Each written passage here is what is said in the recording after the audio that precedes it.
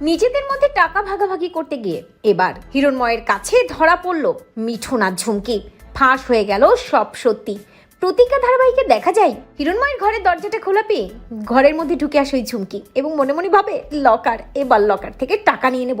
এ বলে ঝুমকি লকারের কাছে যায় আর তারপর ওই কোডটা প্রেস করে আর একে একে টাকাগুলো বের করে ঝুমকি।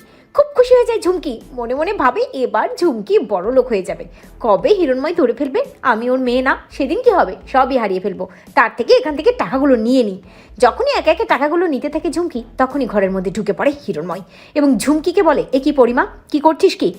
এই টাকাগুলো তুই কিভাবে নিলি? আর তাছাড়া আমি তো লকারের কোড তোর সাথে শেয়ার করিনি, আমি ছাড়া এই কোড কারো জানার কথা না, তুই টাকাগুলো নিলি কি করে? ঝুমকি মনে মনে ভাবে, এই রে, এ তো ধরা পড়ে গেলাম, এবার কি হবে?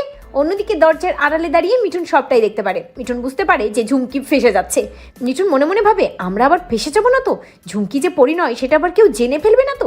ঝুমকির কাছে বারবার জিজ্ঞেস করে হিরণময়, কিরে পরি, বল কেন টাকাগুলো নিচ্ছিলি, কোড কোথায় পেলি? তার মানে সবাই যা বলে তোর সম্পর্কে সেটাই কি ঠিক? ঝুমকি কাঁদতে কাঁদতে নাটক করে বলে, বাবা তুমিও আমাকে অবিশ্বাস করলে, এই জীবন আমি আর রাখবো না।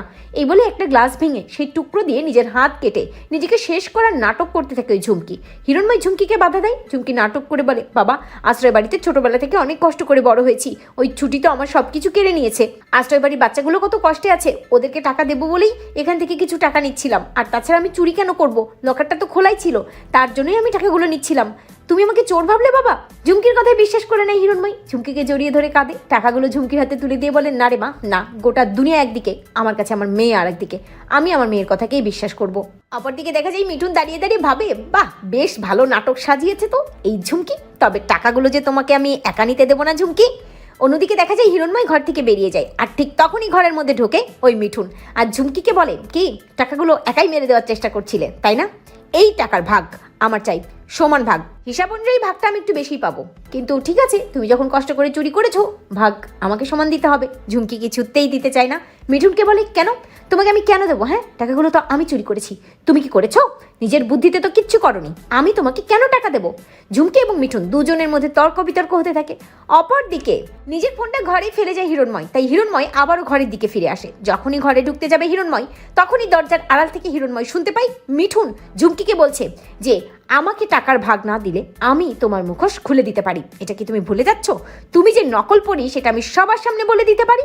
আমার বাবা না চাইলে তুমি এ বাড়িতে পরি হয়ে থাকতে পারতে না, তাই ভালোই ভালোই বলছি, টাকার ভাগ আমাকে দিয়ে দাও। অন্যদিকে ঝুমকি এগুলো দিতে চায় না। আড়াল থেকে হিরণময় সবটা শুনতে পাই। মনে মনে ভাবে, কি বলছি কি এটা মিঠুন, নকল পরি? তার মানে এই মেয়েটি আমার মেয়ে পরি নয়, আর এই মেয়েটি পরি সেজে এখানে রয়েছে, এর পেছনে আমার ভাই জ্যোতির্ময়ের হাত আছে। সব সত্যি আড়াল থেকে জেনে যায় হিরণময়। তো বন্ধুরা, তোমরা এটাই চাও তো এভাবেই জানো সব সত্যি আড়াল থেকে জেনে যায় হিরণময়? কমেন্ট করে জানাতে ভুলো না।